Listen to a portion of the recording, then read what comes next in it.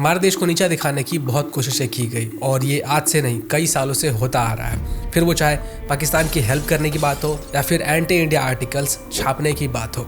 हमारा देश चांद पे कदम रख चुका है, लेकिन वो लोग जिनका पैर अभी तक पालने से बाहर नहीं आया है, उन्हें यह लगता है कि हम आज भी वो 50 साल पुराना वाला भारत है। आपने देखा होगा कि हमारे देश के खिलाफ जब भी कुछ लिखा जाता है या फिर बोला जाता है या कोई वीडियो बनाया जाता है तो वो कैसे तुरंत वायरल होने लगता है। और आज मैं आपके सामने इसकी भी पोल खोलने वाला हूँ कि आखिर ये जो एंटी इंडिया एलिमेंट्स वायरल होते हैं वो कैसे होते हैं। ट्विटर पे हमारे कंट्री के खिलाफ बहुत सारी चीज़ें पोस्ट की जा रही थी और ये जो चीज़ें पोस्ट की जा रही थी ये बहुत तेज़ी से वायरल हो रही थी। इस पूरे मामले में सबसे चौंकाने वाली बात तो ये थी कि ये जो लोग जो ये ट्वीट कर रहे थे इनके फॉलोअर्स सिर्फ कुछ ही 100 थे, लेकिन इनका जो रीच था वो लाखों में था। इस इंसिडेंट के बारे में हमने अपने ग्रुप में बात किया और इसका सोल्यूशन ये निकला कि ये जो ट्विटर का एल्गोरिथम है इसको हम लोग हैक करेंगे और इसको इसी के खिलाफ यूज़ करेंगे, यानी कि इन लोगों को इनके जाल में ही फंसाएंगे। हम लोगों ने काउंटर ट्वीट्स किए और देखते ही देखते ट्विटर एल्गोरिथम ने हमारे ट्वीट को वायरल कर दिया। हमारे इन ट्वीट्स को देखकर और भी लोग इस ट्रेंड में जुड़ने लगे और एक एक करके बहुत सारे लोगों ने ट्वीट करना शुरू किया और हम लोगों ने इन कंट्रीज के सबसे बेहुदा जो वीडियोस होते हैं उनको ट्वीट किया। हमारा ये जो ट्विटर ट्रेंड था ये इतना ज़्यादा सक्सेसफुल हुआ कि गवर्नमेंट ऑफ इंडिया ने भी इसमें पार्टिसिपेट किया और साथ ही इजरायली गवर्नमेंट ने भी इस चीज़ में पार्टिसिपेट किया। और जब तक ट्विटर को और इन फिरंगियों को ये समझ में आता है कि ये लोग अपने ही जाल में फंस चुके हैं, तब तक बहुत देर हो चुकी थी। ये ट्विटर ट्रेंड इतना ज़्यादा बड़ा हो चुका था कि 2 दिन तक लगातार ये चलता रहा और आज मैं आपको यही बताने वाला हूँ कि हमने ये कैसे किया। इस पूरे स्टोरी को मैं आपके सामने रखने वाला हूँ और आपको बताने वाला हूँ कि ट्विटर के एल्गोरिथम को हैक करके हमने कैसे उसको ट्विटर के अगेंस्ट ही यूज़ किया और कैसे इन फिरंगियों को सबक सिखाया। इसके साथ साथ मैं आज आपको ये भी बताऊंगा कि ये जो सोशल मीडिया का एल्गोरिथम है ये आखिर काम कैसे करता है। मैं दावे के साथ कह सकता हूँ कि इस वीडियो को देखने के बाद आपको भारतीय होने पे गर्व महसूस होगा। अब देखिए कितने लोग विदेशों में बैठकर कहते हैं कि हम लोग तो अपने देश में सिर्फ मंदिर बनवा रहे हैं और कुछ भी नहीं कर रहे हैं। मैं इसका कंटेक्स्ट दे दूं कि इन लोगों ने तो अपने कल्चर से हाथ धो दिया है और ये चाहते हैं कि हम लोग भी अपने कल्चर के ऊपर फोकस ना करें और हमारे हाथ से भी हमारा कल्चर निकल जाए। हमारी गवर्नमेंट और हमारा देश दोनों को क्रिटिसिज्म मिला था वेस्टर्न कंट्री के मीडिया से जब हमने राम मंदिर का इनॉग्रेशन किया था। तो ये हमारा कल्चर है और हमें इसके ऊपर प्राउड है। अब एक और बात मैं आपको बताता हूँ। हम सब लोग जानते हैं कि राम मंदिर का जो वर्डिक्ट है वो सुप्रीम कोर्ट ने 2019 में दिया था, लेकिन एक आर्टिकल के बारे में मैं आपको बताता हूं जो कि काफी ज्यादा वायरल हुआ था, जिसमें यह बताया गया था कि 2017 में एक एस्ट्रोलॉजर ने यह प्रेडिक्ट कर दिया था कि अयोध्या में राम मंदिर बनेगा, वो भी जनवरी 2024 में। जब मैंने भी इस आर्टिकल को पढ़ा तो मैं भी बहुत क्यूरियस हो गया था कि मैं भी एक एस्ट्रोलॉजर से बात करके देखूं और कुछ पता करूं अपने बारे में। तो मैंने एक ऐसा ही ऐप डाउनलोड किया जिसका नाम है एस्ट्रोटॉक। अब देखो यहाँ पे मैं किसी ऐप का रिव्यू करने तो बैठा नहीं हूँ, बस जो चीज़ें शॉकिंग थी मेरे लिए वो मैं आपके साथ शेयर कर रहा हूँ। तो मैं वहाँ पे एक एस्ट्रोलॉजर पल्लवी जी से बात कर रहा था और इससे पहले कि मैं अपने बारे में उनको कुछ डिटेल देता, उन्होंने मेरे से मेरा डेट ऑफ बर्थ और टाइम पूछा। मैंने उनको अपने डेट ऑफ बर्थ और टाइम बताया और इतना बताने के बाद उन्होंने मुझे ये बताया कि क्या आप सोशल मीडिया से रिलेटेड कुछ काम करते हैं, like media entertainment and all. मैं 1 मिनट के लिए शॉक हो गया था कि इनको कैसे पता, जबकि मैंने ना अपना नाम बताया, ना अपना फ़ोन नंबर, ना ही अपना फ़ोटो दिखाया, फिर भी इन्होंने एकदम सही बताया। फिर मैंने ज़्यादा टाइम वेस्ट ना करते हुए और भी चीज़ें पूछी। कुछ मेरे जो पर्सनल सवाल थे वो भी मैंने उनसे पूछे। मैंने उनसे ये भी पूछा कि 2024 में जो मेरा जो करियर है वो कैसा रहने वाला है, और जो कुछ भी उन्होंने मुझे बताया वो एकदम सही निकला। अब देखिए डाउट तो हम सभी के लाइफ में आते हैं। किसी को रिलेशनशिप से रिलेटेड आता है, किसी को जॉब से रिलेटेड आता है, किसी को इंक्रीमेंट से रिलेटेड आता है, किसी को शादी से रिलेटेड आता है कि किससे होगी शादी, कब होगी शादी। मैं ऐसे कितने लोगों को जानता हूँ जिन्होंने 20-30 इंटरव्यू दिए हैं लेकिन अभी तक वो उसे जॉब में कन्वर्ट नहीं कर पाए हैं। तो अगर आपके मन में भी ऐसा कोई डाउट है तो मैं एक काम करता हूं, मैं एस्ट्रोटॉक का जो लिंक है वो अपने डिस्क्रिप्शन में डाल देता हूं, वहां से डाउनलोड करके आप फर्स्ट चैट फ्री में कर पाओगे। इस पूरे कहानी की शुरुआत होती है एक अनफॉर्चुनेट इंसिडेंट से। कुछ दिन पहले एक स्पेनिश कपल जो कि वर्ल्ड टूर पे थे वो इंडिया आते हैं और अलग अलग स्टेट को वो एक्सप्लोर कर रहे थे। अलग अलग स्टेट को एक्सप्लोर करते करते जब वो झारखंड पहुंचते हैं तो उनके साथ वो घटना घटती है जो कोई भी लड़की या कोई भी कपल अपने ज़िंदगी में नहीं चाहेगा कि उनके साथ हो। इनफैक्ट दुनिया का कोई भी व्यक्ति नहीं चाहेगा कि उनके या उनके करीबी या किसी और व्यक्ति के साथ ये हो। इस इंसिडेंट के बाद इस कपल ने अपना एक वीडियो रिकॉर्ड किया और लोगों को बताया कि आखिर इनके साथ हुआ क्या है। हमारे देश के अंदर जितने भी लोग थे, जिन जिन को भी ये पता चला कि ऐसा कुछ हुआ है, उन सभी लोगों ने डिमांड की इनके जस्टिस के लिए। इस चीज़ के ऊपर कार्रवाई भी हुई और जो लोग इन्वॉल्व थे वो पकड़े भी गए। क्योंकि हम लोग अतिथि देवो भव में विश्वास करते हैं, इसलिए हमने अतिथि के जस्टिस के लिए आवाज़ उठाया। पर बहुत सारे एंटी इंडिया एलिमेंट्स ने इस चीज़ का फ़ायदा उठाया और हमारे भारत देश की इमेज खराब करने की पूरी कोशिश की। अलग अलग तरीके से ये लोग पोस्ट कर रहे थे कहीं पे ये लोग वीडियोस पोस्ट कर रहे थे तो कहीं पे ये लोग फोटोज पोस्ट कर रहे थे। इन शॉर्ट ये लोग हर वो प्रयास कर रहे थे जिससे हमारे कंट्री की जो इमेज है वो खराब हो। जब मैंने ये चीज देखा तो मैंने अपना पुराना ट्विटर अकाउंट लॉग इन किया और इस ट्विटर अकाउंट को मैं सिर्फ किसी खास काम के लिए यूज करता हूँ। मेरे इस ट्विटर अकाउंट से सिर्फ वही लोग जुड़े हुए हैं जिनसे मैं तभी बात करता हूँ जब मुझे कुछ बड़ा करना होता है या कुछ खास काम होता है। जब हमने चीज़ों को नज़दीकी से एनालाइज किया तो हमें पता चला कि इनके जो ट्वीट्स है इसमें एक चीज़ कॉमन है और वो था एक टैगलाइन जो कि सिमिलर टैगलाइन था, व्हाट्स रॉन्ग विथ इंडिया। इन लोगों ने इस टैगलाइन के साथ हमारे कंट्री को डिफेम करने के लिए बहुत सारे फोटोज और वीडियोस ऐड किए हुए थे। हमने सोचा कि अगर हम कोई काउंटर ट्विटर ट्रेंड चलाएंगे तो उसको ट्रेंड होने में ज्यादा परेशानी होगी, तो इससे बढ़िया है कि इनको इनके ही जाल में फंसाया जाए। क्योंकि ये लोग सेम टैगलाइन यूज कर रहे थे तो हमने प्लानिंग किया कि जो टैगलाइन है वो हम सेम लिखेंगे और हम वीडियोस डालेंगे, हम फोटोज डालेंगे इनके कंट्रीज के।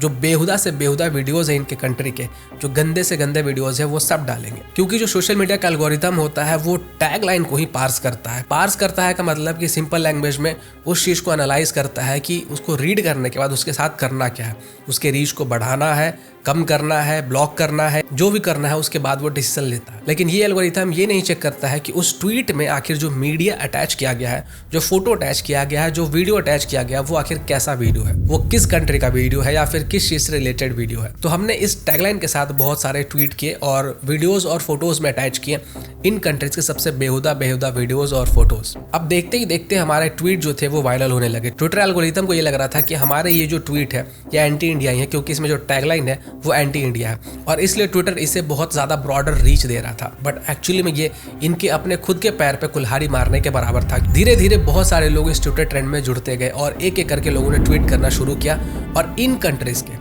बहुत सारे वीडियोस पोस्ट किए। हमारा ये जो ट्विटर ट्रेंड था ये इतना बड़ा हो गया कि गवर्नमेंट ऑफ इंडिया ने भी इस ट्विटर ट्रेंड में पार्टिसिपेट किया। गवर्नमेंट ऑफ इंडिया ने अपने ट्वीट में बताया कि हमारे कंट्री ने कौन कौन सी उपलब्धियां हासिल की है और देखते ही देखते इजरायली गवर्नमेंट ने भी इस ट्विटर ट्रेंड में पार्टिसिपेट किया। इजराइल वो कंट्री है जो हमेशा हमारे देश के साथ खड़ा होता है। जब भी हमारे देश को किसी भी तरीके की हेल्प की जरूरत होती है इजराइल हमेशा खड़ा होता है। जब तक ट्विटर के एम्प्लॉयज को यह समझ में आता कि आखिर ये चल क्या रहा है, what's wrong with India tagline के साथ ही हमारे कंट्रीज के इतने बेहुदा बेहुदा वीडियोस कैसे वायरल हो रहे हैं, तब तक बहुत देर हो चुकी थी। ये ट्विटर ट्रेंड बहुत बड़ा हो चुका था। हम सभी इंडियंस ने एकजुट होकर इनके ट्विटर एल्गोरिथम को हैक करके उसको इनके ही खिलाफ यूज किया और इनको इनके ही जाल में फंसा दिया।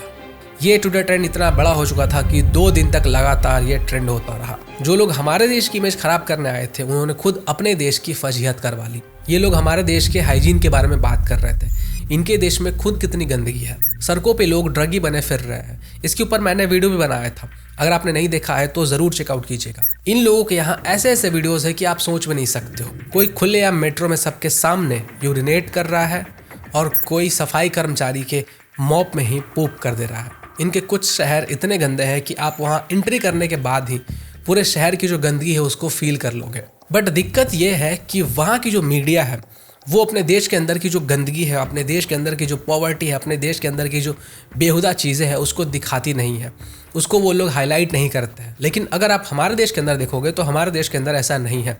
हमारे मीडिया सब कुछ दिखाती है, जो अच्छा है वो भी दिखाती है, जो खराब है वो भी दिखाती है। और इनकी मीडिया जो इनके खराब करतूतों को नहीं दिखाती है, इसी कारण से हम लोगों को पता नहीं चलता है कि वहाँ एक्चुअली में ये चीज़ें भी होती है, जब तक कि कोई व्यक्ति वहां जाता नहीं है। और आपने कई बार देखा होगा कि जब बॉलीवुड के अंदर किसी फॉरेन कंट्री के बारे में दिखाया जाता है तो वहां के बारे में सिर्फ अच्छा ही दिखाया जाता है, बहुत क्लीन है, बहुत हाइजीनिक है, सब कुछ एकदम शानदार है। वहीं पे जब हॉलीवुड वाले हमारे कंट्री को दिखाते हैं, जब भी कहीं पे इंडिया का जिक्र होता है तो मैक्सिमम समय पे आप देखोगे कि वो हमारे स्लम दिखाएंगे, पॉवर्टी दिखाएंगे, अनहाइजीनिक फूड दिखाएंगे, टूटे सड़कें दिखाएंगे। जबकि यही लोग जब अंबानी के बेटे की शादी होती है तब आराम से यहाँ पे इंडिया में आकर ठुमके लगाते हैं। अब सोशल मीडिया के ऊपर आप जब भी कभी कोई एंटी इंडिया पोस्ट लिखोगे, एंटी इंडिया चीजें पोस्ट करोगे तो वो बहुत जल्दी वायरल होने लगता है। क्योंकि जो सोशल मीडिया है वो वेस्टर्न कंट्रीज की तरफ बहुत ज्यादा बायस्ड है। जब भी कोई एंटी इंडिया कैंपेन होता है या पोस्ट होता है या वीडियो होता है तो ये लोग उसे बड़े आराम से एम्पलीफाई करते हैं। लेकिन जब बात वेस्टर्न कंट्रीज की आती है तो ये लोग उसकी रीच को कम कर देते हैं। और इसी कारण से ये सभी लोग जो एंटी इंडिया ट्वीट कर रहे थे, हमारे देश की इमेज को खराब करने की कोशिश कर रहे थे, इनके ट्वीट के रीच को ट्विटर बढ़ा रहा था। सोशल मीडिया पे आपने कई बार देखा होगा कि जब भी कोई एंटी इंडिया पोस्ट होता है, एंटी इंडिया वीडियो होता है तो वो बहुत जल्दी वायरल होने लगता है। आपने देखा होगा कि बहुत सारे ऐसे इंडियन यूट्यूबर है, जर्मनी में बैठे यूट्यूबर है जो कि एंटी इंडिया जब भी वीडियो डालते हैं तब उनके जो रीच होता है वो बहुत ज़्यादा होता है। इसका रीज़न ही है social media biasness. Social media का जो एल्गोरिथम है वो एकदम आसान भाषा में मैं आपको समझाता हूँ। ये मैंने तब पढ़ा था जब अपने फाइनल ईयर के प्रोजेक्ट के लिए डीप लर्निंग पे मैं रिसर्च कर रहा था। जब भी आप कोई कंटेंट पब्लिश करते हो, जैसे ही कोई आप कंटेंट डालते हो, तो वो सबसे पहले कुछ ही फॉलोअर्स तक जाता है। फॉर एग्जाम्पल, अगर पहले 2 ऑडियंस के पास गया और आपका कंटेंट उनको अच्छा लग रहा है, वो इंगेज कर रहे हैं, ज़्यादा देर तक उसको वॉच कर रहे हैं, तो बाकी के जो 3 फॉलोअर है उनके पास जाएगा। फिर जब वो लोग अच्छे से इसके ऊपर रिएक्ट करेंगे, उसको देख रहे हैं, उससे इंगेज कर रहे हैं, तब वो जो वीडियो है वो और ब्रॉडर ऑडियंस तक जाएगा और कई लोगों तक जाएगा। फिर ये चीज़ें और एम्पलीफाई होगी, अगले 50 लोगों तक जाएगा, फिर 100 लोगों तक जाएगा, फिर 1000 लोगों तक जाएगा, फिर 1 लाख लोगों तक जाएगा। ऐसे ही काम करता है सोशल मीडिया का एल्गोरिथम। लेकिन अगर वहीं पे आपका कंटेंट 2 लोगों तक जाता है और उन 2 लोगों ने आपके कंटेंट के साथ कोई इंगेजमेंट नहीं दिखाया, उसमें इंटरेस्ट नहीं दिखाया, तो आपके कंटेंट का जो वैल्यू है वो कम हो गया, थ्योरेटिकल जो वैल्यू है वो कम हो गया। और इस कारण से जो बाकी के 3 फॉलोअर्स हैं उनमें से सिर्फ 1 फॉलोअर के पास ही ये आपका कंटेंट जाएगा या फिर दूसरे फॉलोअर के पास जाएगा। तीनों के पास नहीं जाएगा, क्योंकि आपका कंटेंट जो है उसका जो थ्योरेटिकल वैल्यू है वो कम हो गया है, क्योंकि जो पहले 2 फॉलोअर्स थे उन्होंने आपके कंटेंट में कोई इंटरेस्ट ही नहीं दिखाया। और इस तरीके से जो आपके कंटेंट की रीच होती है वो कम हो जाती है। तो ट्विटर या फिर बाकी की जो सोशल मीडिया है वो क्या करते हैं, ये जो रेस्ट्रिक्शन होता है कि आपका जो कंटेंट है वो बाकी के फॉलोअर्स तक पहुंचेगा कि नहीं पहुंचेगा, उससे ज़्यादा ब्रॉडर ऑडियंस तक वो पहुंचेगा कि नहीं पहुंचेगा, इस रेस्ट्रिक्शन को वो हटा देते हैं जब भी कोई एंटी इंडिया पोस्ट होता है या कोई वीडियो होता है। अब ये जो रेस्ट्रिक्शन हटाने वाला मामला है ये थोड़ा सा कॉम्प्लिकेटेड है, इसको मैं यहाँ पे एक्सप्लेन नहीं करूँगा, फिर ये वीडियो बहुत ज़्यादा टेक्निकल हो जाएगा। अब ये जो सोशल मीडिया के ऊपर बायसनेस है, इसी के कारण बहुत सारे फॉरेन ब्लॉगर्स आजकल इंडिया आते हैं